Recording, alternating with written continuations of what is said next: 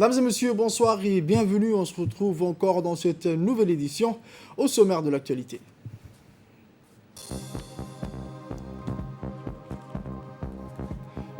Une délégation militaire conduite par le ministre de la Défense inspecte le secteur de Doumera. Et sur la scène internationale, la France a franchi samedi, jour de Noël, la barre de 100 000 nouveaux cas du Covid-19 en 24 heures. C'est ce que nous verrons ensemble dans cette édition.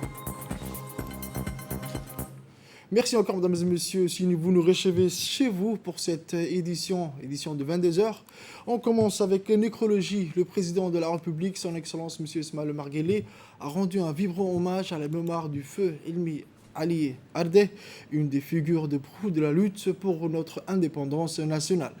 Avec son décès, Djibouti perd un de ses valeureux fils, a indiqué le chef de l'État, pour qui feu Hilmi Ali aurait laissé une trace indélébile dans l'histoire collective de notre pays. L'opinion nationale se souviendra longtemps du rôle prépondérant qui fut le sien à la Ligue populaire africaine pour l'indépendance, mouvement politique qui a conduit à l'accès à notre souveraineté.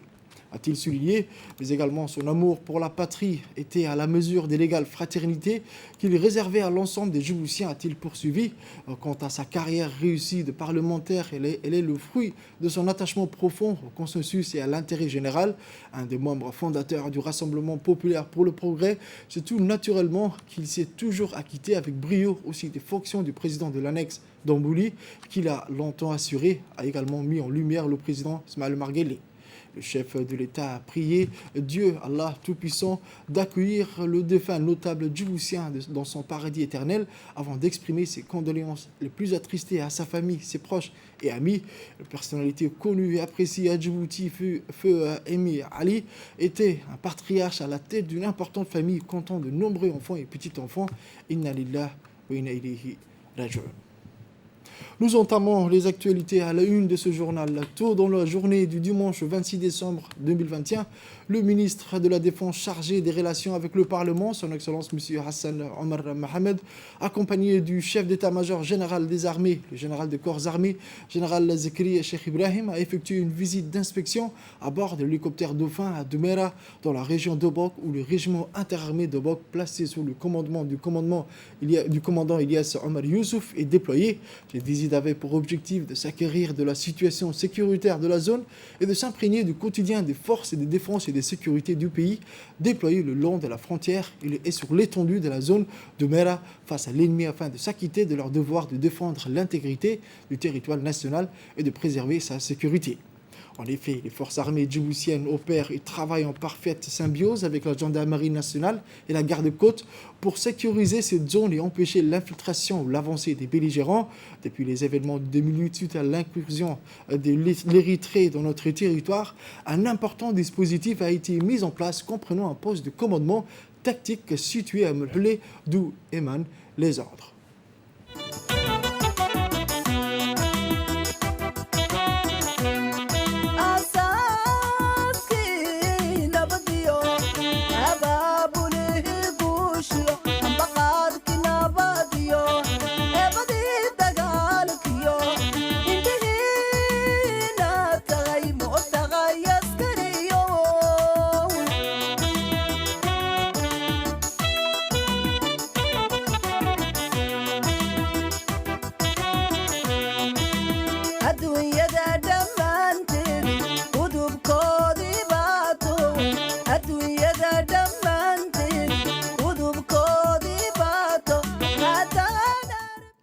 Ont participé à cette visite le colonel Abdullah Abdi Farah, directeur général de la police nationale, le colonel Waïs Omar Bogoré, commandant des gardes-côtes djiboutiennes, le colonel Mohamed Elmi Habane, chef de la division opération, et certains officiers supérieurs de l'état-major général des armées.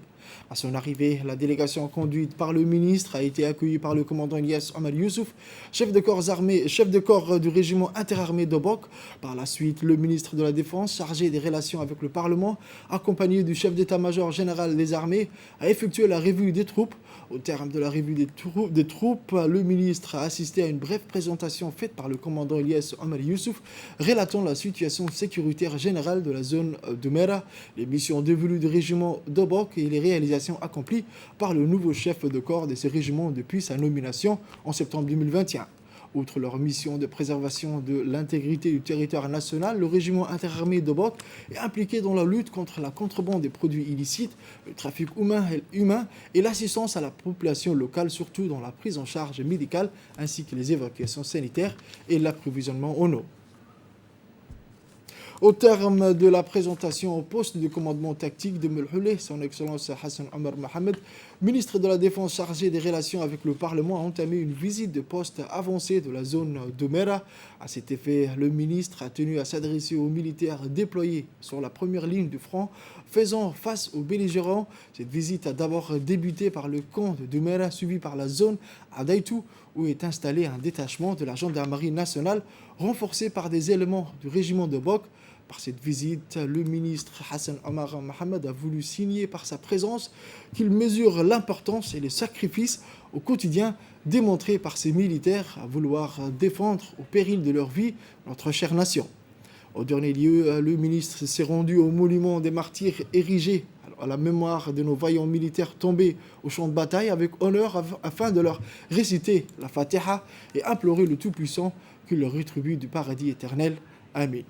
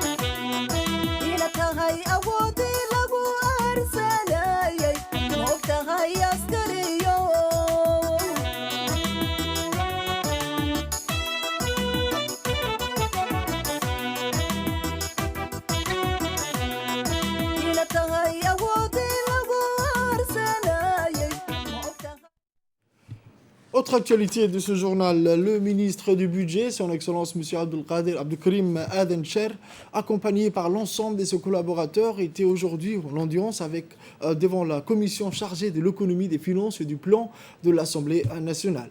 À l'ordre du jour des discussions, le projet de loi des finances 2022 approuvé en Conseil des ministres est transmis pour adoption à l'Assemblée. L'innovation dans la présentation de ce budget prévisionnel pour l'exercice 2022 résidait dans la projection d'un document PowerPoint sur un écran géant avec en appui un document papier distribué à l'ensemble des parlementaires. Le chef du cabinet, M. Abdel Fattah Moussa Aré, a présenté le volet recettes et le secrétaire général, M. Simon, a exposé les mesures en dépenses. L'ensemble des députés ont salué ce mode de présentation qui a contribué à la compréhension des objectifs de cette loi. Ont été abordées dans cette séance la question de fusion de certains établissements publics en caractère administratif et la dissolution de nombreux autres. Une question importante relative au domaine a suscité beaucoup de questions de la part des députés et maintes explications abondantes de la part de l'équipe de collaborateurs du ministre du Budget.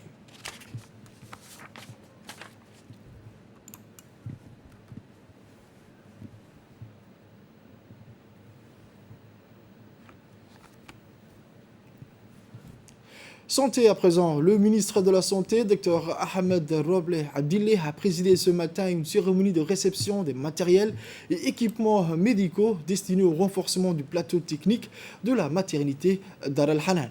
Ces matériels d'une valeur de 157 millions de nos francs sont financés par la Banque islamique développement à travers l'UNICEF.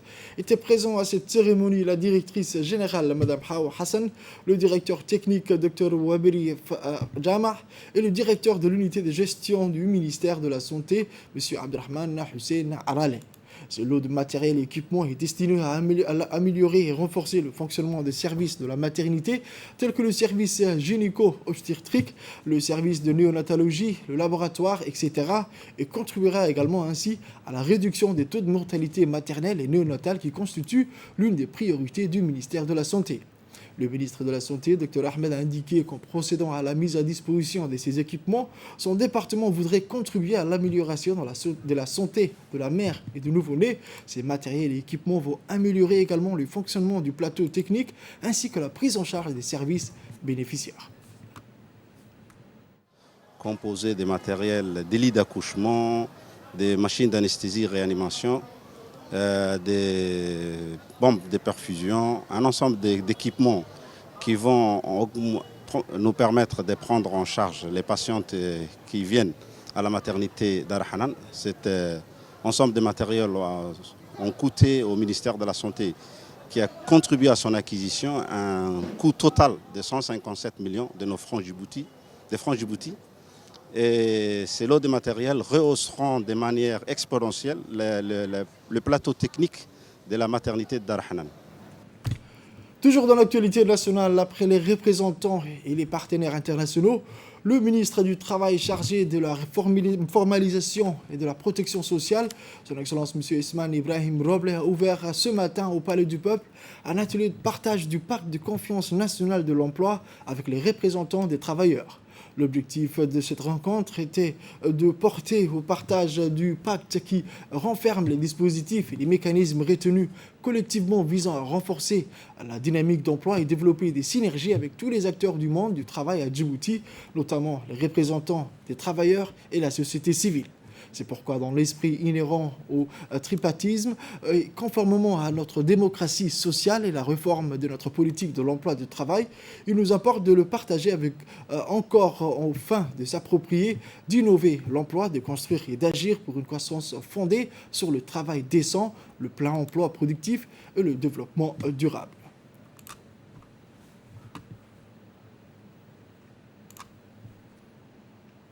On écoute à présent le ministre du Travail chargé de la formalisation et de la protection sociale, M. Ismaël Ibrahim Roble, qui a indiqué que le pacte constitue l'outil de référence des politiques et programmes du gouvernement pour plusieurs années. Mesdames et messieurs, comme d'aucuns le savent, le gouvernement mène sous la houlette du président de la République, M. Ismaël Omar Guelleh, une politique nationale de l'emploi à la fois partenariale et approprié. De ce fait, il est impératif pour notre pays, pour nos jeunes, d'entreprendre de solides mesures d'insertion professionnelle adaptées aux besoins de l'économie afin que les Djiboutiennes et les Djiboutiens puissent bénéficier des retombées des investissements économiques et de la croissance. L'objectif de notre rencontre d'aujourd'hui consiste au partage du pacte qui renferme donc des dispositifs et des mécanismes retenus collectivement visant à renforcer la dynamique d'emploi et développer des synergies avec tous les acteurs du monde du travail à Djibouti et notamment les représentants des travailleurs et de la société civile. Le plan que nous avons appelé Pacte de confiance nationale pour l'emploi constitue l'outil de référence des politiques et programmes du gouvernement pour plusieurs années. Il se décline en 5 grands programmes pour construire l'insertion économique et professionnelle de nos jeunes, à savoir le programme d'enrôlement et de recrutement direct, le programme d'apprentissage en milieu de travail, le programme d'aide à l'insertion économique, le programme d'insertion des personnes à besoins spécifiques et surtout aussi le programme de renforcement de l'amélioration du marché du travail et du dialogue social. C'est pourquoi aujourd'hui avec cette rencontre, nous avons dans l'esprit inhérent au tripartisme et conformément à notre démocratie sociale et donc de la réforme de notre politique nationale de l'emploi, il nous importe de le partager avec vous encore aux fins de s'approprier, d'innover l'emploi, de construire et d'agir ensemble pour une croissance fondée sur le travail décent, le plein emploi productif et le développement durable. Mesdames et Messieurs les représentants des travailleurs, vos rôles et vos responsabilités sont immenses par rapport à la protection des salariés et à la lutte contre le chômage. Le Monaco Economic Board, en collaboration avec le Club des entrepreneurs monégasques en Afrique, SEMA, a organisé un nouveau webinaire Collection SEMA. Ce quatrième volet a été dédié aux opportunités d'investissement qu'offre la République de Djibouti. En effet, le Club des entrepreneurs monégasques en Afrique, connu sous le SEMA, compte 17 grandes entreprises membres, a pour mission l'ambition de développer en Afrique des bonnes pratiques commerciales, regroupant les sociétés monégasques actives dans plus de 45 pays du continent et qui investissent réellement en Afrique. Aux côtés de Justin Hyman, directeur général adjoint du Web, Frédéric Gertz, président du SEMA, et Denise Ruyant, secrétaire générale du SEMA, ont animé ce webinaire qui a donné la parole à des acteurs incontournables et fines connaisseurs composés par la consul honoraire de Monaco à Djibouti, Madame Jordana Raymond Koubech, le consul honoraire de Djibouti à Monaco, Monsieur Jean-Jacques Robin, le président de la Chambre de commerce de Djibouti, Monsieur Youssouf Moussa Dawale, et le directeur de la Banque pour le commerce et l'industrie Mer Rouge du groupe BRED et président de l'association professionnelle des banques, M. Régis Bariac. Ce webinaire a été l'occasion de faire connaître les opportunités d'investissement à Djibouti et à son climat d'affaires attrayant. Toujours dans l'actualité nationale, la deuxième assemblée générale des conseils de quartier de la ville de Djibouti s'est tenue aujourd'hui, dimanche 26 décembre 2021. Cet événement important a vu la participation du maire de la capitale, Mme Fadouma Awale Ousmane, les parlementaires nationaux, du premier adjoint de la maire, des présidents des communes de la capitale, les cadres de la municipalité de Djibouti et la représentante du ministère délégué à la décentralisation ont également pris part à cette cérémonie l'ensemble des conseils des quartiers des 3 communes de la capitale. À l'ordre du jour de cette manifestation, le bilan des activités entreprises durant ces 2 années de fonctionnement. Ainsi, les membres des conseils de quartier se sont exprimés tour à tour et ont présenté le travail accompli, à savoir la préservation de la concorde nationale, la coopération avec plusieurs ministères pour l'exécution de tel ou un tel projet à caractère social. S'en est suivi l'intervention des présidents des communes de la capitale de Djibouti, qui ont eux aussi vanté le mérite, mais également le rôle important que joue le conseil de quartier dans la vie de nos concitoyens.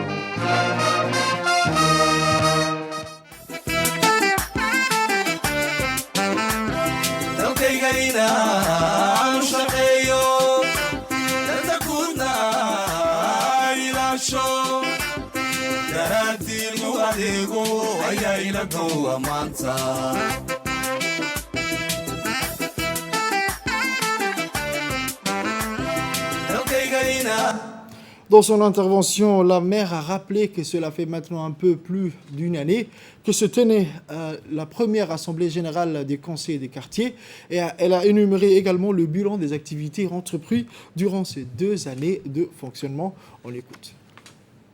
Alaikum wa rahmatullahi wa barakatuh. Je suis ravie de prendre la parole à cette occasion afin de bien marquer l'attachement que l'équipe municipale de la ville de Djibouti et moi-même accordons à cette initiative de conseil de quartier. En effet, cela fait maintenant un peu plus d'une année déjà, précisément le 22 novembre 2020, que se tenait la première assemblée générale des conseils de quartier. À l'époque, je rappelle que nous avions fait un bilan de la structuration et de l'animation des conseils de quartier et nous avons bien apprécié le dynamisme dans les actions menées par ces derniers. Mesdames et messieurs les conseillers, depuis cette assemblée générale de lancement ou de mise en route, j'ai pu constater l'implication, la passion, le courage et le dévouement que vous mettez au service de nos compatriotes. Convenez avec moi que s'engager en tant que responsable local, choisir de devenir un citoyen actif au quotidien pour faire vivre et représenter les territoires auxquels on est attaché n'est pas une chose aisée. Je vous en félicite et voudrais vous remercier vivement pour cet engagement exigeant. Je note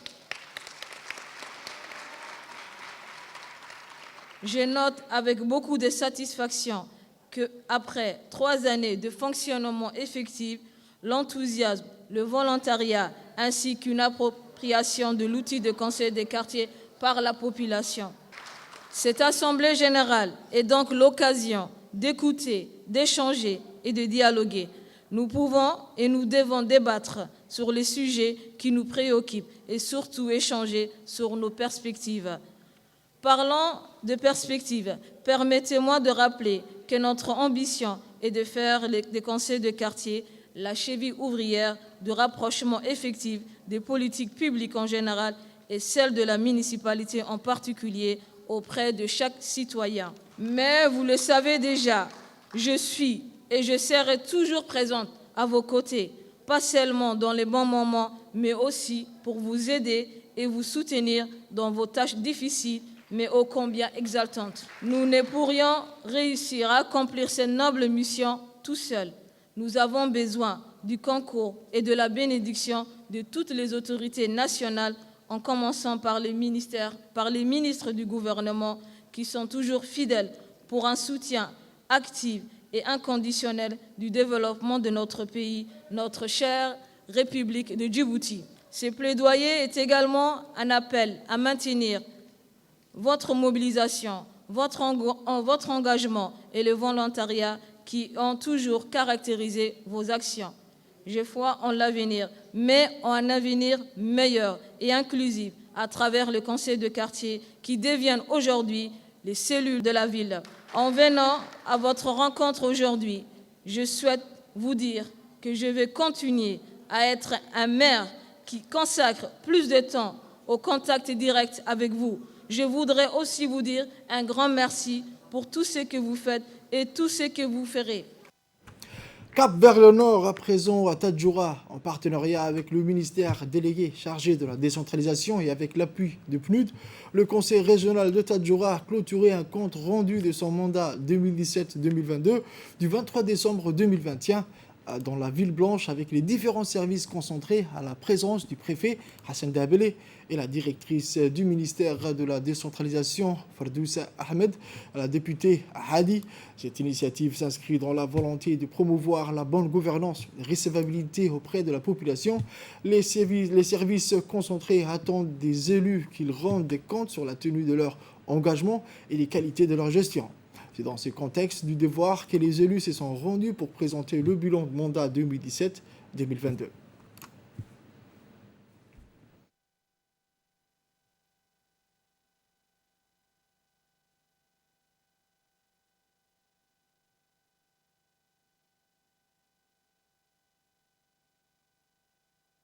Je vous remercie d'abord et vous souhaite la bienvenue dans cette rencontre du bilan du mandat, qui est de 2017-2022. Comme vous le savez, les années courent, passent vite, et nous avons certainement pas totalement répondu aux attentes de la population, mais par la présentation qui va suivre, vous allez certainement comprendre les difficultés et les peu de réalisations que nous avons effectuées, et voir aussi dans l'avenir, et pour l'avenir, qu'est-ce que nous projetons pour la région, pour que nous puissions aussi améliorer notre travail des élus auprès de la population. À propos, les propos du préfet de la région de Tadjoura, on écoute. Ce bilan de 2017-2022, non seulement, mais en si peu de temps, ils ont fait beaucoup de réalisations. Mais le cadre juridique de la décentralisation a été mis en place en 2006 et un ministère délégué à la décentralisation a été aussi mis en place par le président de la République pour traiter ou épauler la décentralisation. Donc, en tant que représentant de l'État, je peux me réjouir de ces avancées faites par le Conseil régional de Tadjoura et je vous remercie. Et surtout dans l'hydroponie aussi, il ne faut pas baisser la garde, Monsieur le Président. Continuez à croire à l'hydroponie, parce que c'est un projet innovant que toutes les régions n'ont pas fait. Donc, voilà, et je serai toujours à vos côtés tant que je serai là. Poursuivons avec l'intervention de la directrice de la décentralisation et du développement territorial. À faire sur la déconcentration, et tout le monde est conscient que sans déconcentration, la décentralisation aussi sera difficile. Donc les ministères qui sont présents, évidemment, font ce qu'ils peuvent à leur niveau. Ceux qui ne sont pas là seront bientôt représentés. Je pense qu'il y aura un gros travail, donc un gros programme sur la déconcentration qui est en cours.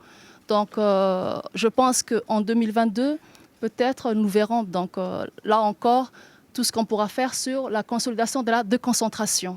Dans la région de Tadjoura, qu'est-ce que nous pourrons apporter encore à partir de 2022 pour la région de Tadjoura, pour le développement économique de la région de Tadjoura?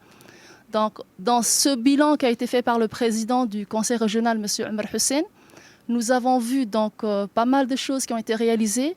Nous avons vu les 2 premiers projets 2020 qui ont été faits, qui sont finalisés. Nous avons vu ce qui est prévu pour les projets de 2021, qui sont plus conséquents, puisqu'ils sont à hauteur de 70 millions.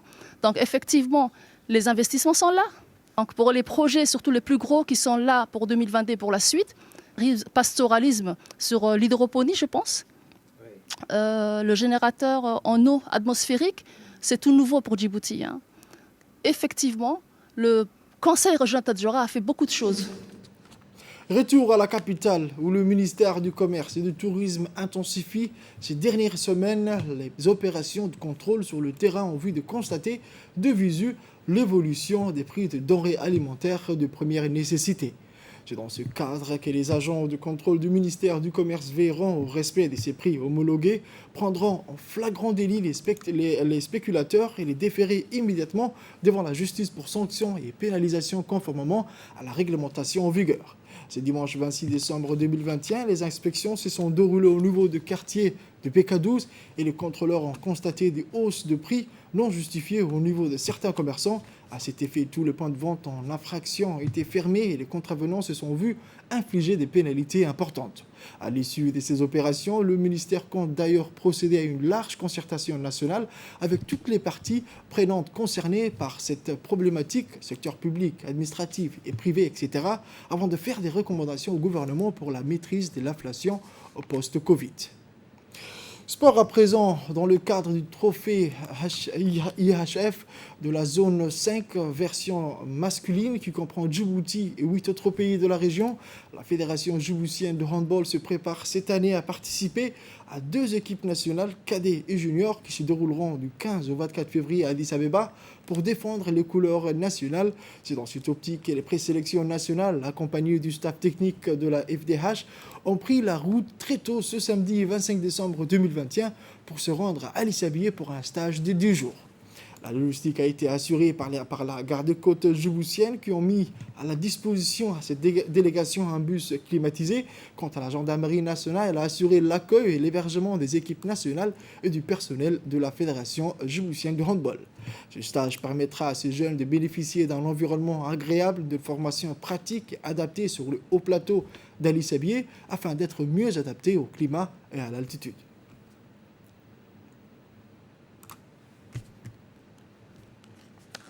Nous entamons avec les faits divers de ce journal. Dans la soirée du 22 décembre, les enquêteurs de la brigade d'enquête délégation judiciaire du commissariat central ont mené une opération coup de poing pour mettre un coup d'arrêt à la vente illicite de cannabis.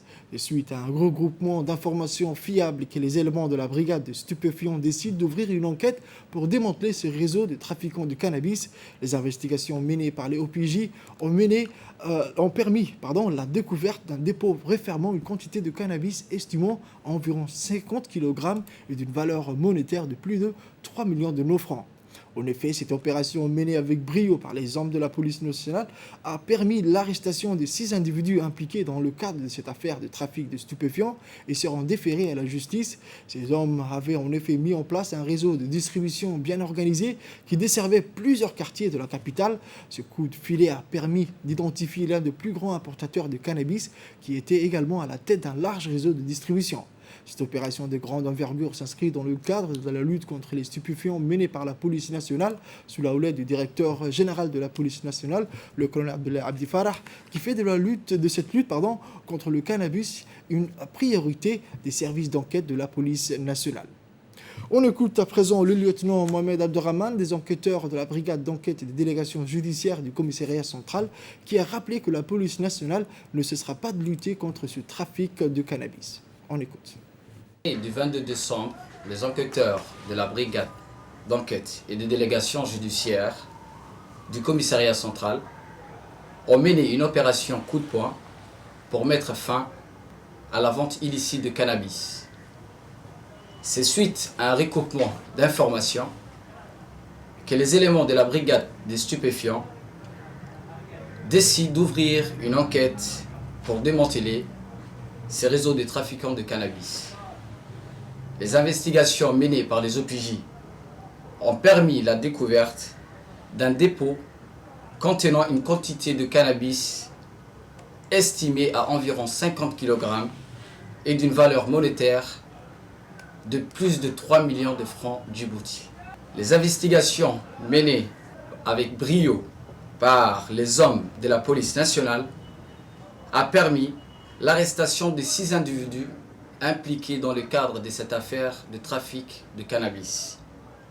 Ces hommes avaient en effet mis en place un réseau de distribution bien organisé qui desservait plusieurs quartiers de la capitale. Ces coups de filet a permis d'identifier l'un des plus grands importateurs de cannabis qui était également à la tête d'un large réseau de distribution de cannabis. Ces dealers sans scrupules s'installent devant les écoles et les établissements scolaires pour écouler leurs produits sans se soucier des conséquences néfastes sur la santé de nos jeunes et de la population djiboutienne.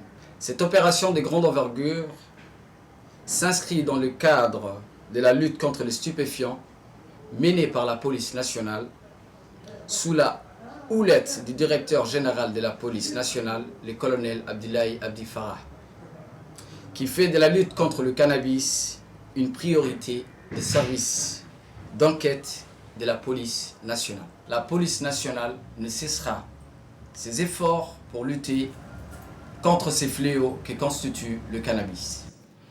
Autre fait divers, les éléments de la brigade de douane du PK20 et les soldats de l'école militaire de Hol Hol ont intercepté hier plus de 700 kg de 4 de contrebande. En effet, il s'agit de 8 colis chacun contenant plus de 120 paquets de 4, d'où une marchandise non estampillée d'une valeur de près de 1 million de nos francs. Selon la procédure standard en vigueur, cette quantité a été transmise à la brigade de la douane et détruite sur place en présence du chef de la brigade de la douane du PK20 et du P1551, en l'occurrence M. Farah Abdi Doudoub.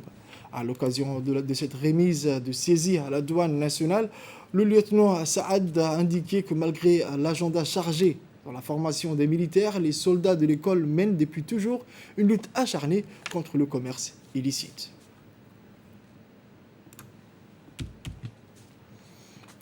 Autre fait divers, toujours le samedi 25 décembre, les agents de la brigade de la douane et les gendarmes de la brigade d'Ali Sebier ont mené un joli coup de filet en interceptant 2 véhicules type Tata dans les environs de la ville d'Ali Sebier. Suite à une récolte de renseignements, les gendarmes ont d'abord mis la main sur un véhicule dans lequel il a été retrouvé 15 colis de 4 de contrebande. Quelques instants plus tard, c'est un autre véhicule du même type qui est intercepté par la gendarme de la brigade d'Ali Sebier. Dans ce dernier véhicule, il a été découvert 7 colis de contrebande contenant également 100 paquets chacun. Au total, cette opération a permis de la saisie de 22 colis de 4, soit 2200 paquets de 4 de contrebande d'une valeur estimée à 2 200 000 francs de Djibouti et à l'arrestation de 10 individus impliqués. L'ensemble de la marchandise de contrebande a été détruite par le feu en présence des agents de la douane conformément à la procédure. Toutes les personnes impliquées seront déférées devant la justice pour répondre de leurs actes.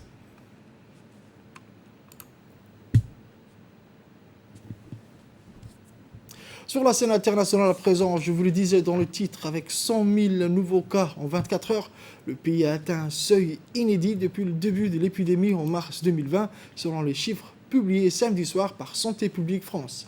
La barre des 50 000 avait été passée le 4 décembre et ce chiffre a donc doublé en 3 semaines, selon les données de l'agence. Devant la prolifération du variant Omicron, l'exécutif se mobilise.